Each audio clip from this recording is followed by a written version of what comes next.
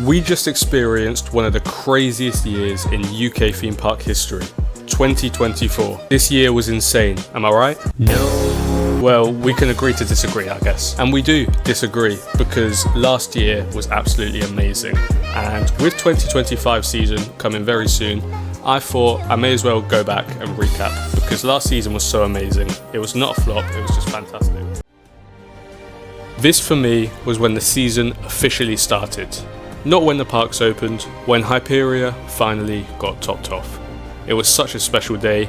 I remember being sat in school, constantly checking updates to see if it had gone up yet, and I was lucky enough to go after school, and it was just an amazing experience. It built up my hype for the ride so much, and it was just such a phenomenal day.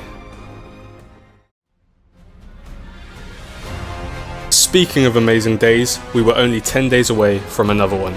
Nemesis Reborn's opening day was one of my favourite days of the entire year, only beaten by probably one, which will come up later. From the initial sprint, which probably wasn't too safe now that I think about it, to seeing how good Forbidden Valley looked, to getting our first rides on it, to the night ride.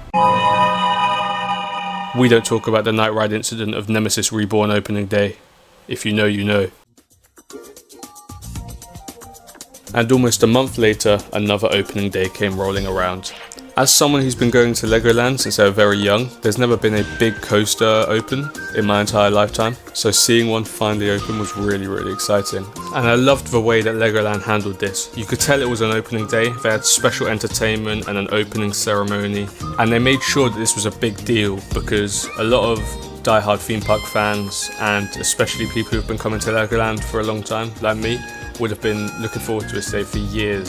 So to have it finally there and for them to treat it as such a special occasion was very nice.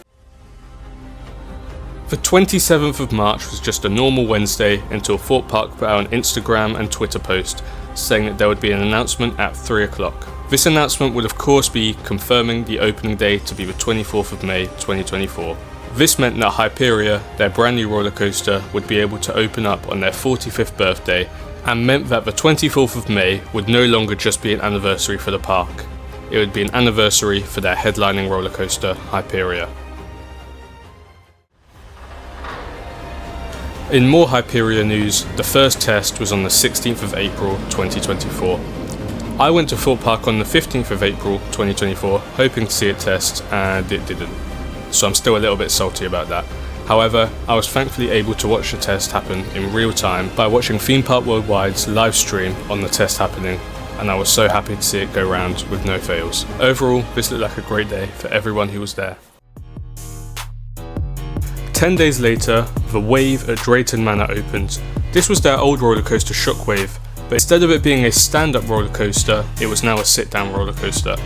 And this had mixed reviews. Some people were happy about this, other people were very much not. I still haven't done it, so it doesn't really affect me. But this did look like a good opening day and was the start of Drayton Manor's very good year. On the 18th of May, Paultons Park opened up their newest ride, Splash Lagoon, and this was a dinosaur-themed raft that was extremely well themed. I mean, it is Paultons Park after all. And there was also a enthusiast event on this day, which I didn't go to, and Paultons Park confirmed some stuff for the future, including their new Vikings land, which sounds very exciting. The most anticipated day of the entire season was finally here. The UK's headlining roller coaster Hyperia was finally about to open, and it did, and it was an absolutely incredible day. Thorpe Park organised this in the best way that they possibly could. Everyone was safe, there was no sprint, there was no danger, it was absolutely perfect. The ride, of course, was just amazing. Thorpe Park opened a new roller coaster, it was their 45th anniversary. Blackpool Pleasure Beach did probably the weirdest marketing scheme I've ever seen, ever. And yeah, it was just an absolutely amazing day. And I mean, nothing else could ruin it, right? Oh my god, bro. Oh, hell no, man. What the fuck, man? Get your ass on, boy. Yeah, this is kind of like the worst thing that could have happened. The day after Hyperia opened, they announced it wouldn't open that day and wouldn't open again until the 29th of May. Then, on the 28th of May, they said that it wouldn't open until the 8th of June. Then, on the 6th of June, they announced it wouldn't be open until further notice.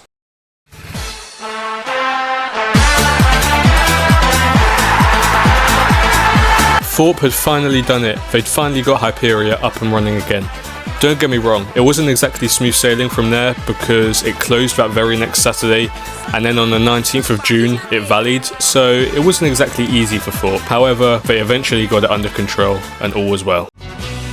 Drayton Manor continued their good year by adding their brand new roller coaster, Gold Rush. I unfortunately haven't done this one yet. I know it's very unique and it has 2 cycles, but I'm trying to avoid spoilers for this one, so I don't really know a lot about it. But yeah, it looks good. Jumping all the way to the 4th of October now, Friday Nights at Thorpe Park came and went. With its brand new maze Deadbeat, Friday Nights this year was nothing short of amazing, and it was a great way to see out Thorpe Park for the 2024 season. But there was still one more day Thorpe fans were looking forward to. Jumping over to Alton Towers, on the 11th of October they started Scarefest. Not only this, but they reopened Hex, which had been closed for absolutely ages, and everyone was glad to see it back. Some people had criticisms of its lighting package, but other people were just happy to see it back in the park. Alton Towers this year for Scarefest introduced Compound, a brand new scare maze themed to the Nemesis creature, and it was absolutely amazing. I did it and was terrified and blown away at the same time. With the park now officially closed, Thorpe Park fans had one more day to look forward to. Jack Silkstone's event, SLK-STN, unlocked. And this night was absolutely amazing. The fact that Hyperia was open for 3 hours, along with all of the mazes that were all super intense that night, by the way. I went through survival games so many times and it was just brutal. The whole night was so amazing. The after party was insane. And overall, it was just such a great night and such a good way to say goodbye to the 2024 season. And so it was time for Alton Towers to close as well. This sort of marked the end of the whole season, to be honest. I think that Towers fireworks are really good every year. This year, however, there were rumours of a Galactica re-theme, which unfortunately didn't happen. However, the Alton Towers fireworks show, as I said, are always really good. So Alton Towers ended on a high, despite it not being their best year. Wow, that was a lot, eh? Anyways, if you agreed that 2024 was an amazing season, please like and subscribe. It would really help me to get this channel off the ground and start going. Anyways, thank you for watching, see you in the next one, goodbye.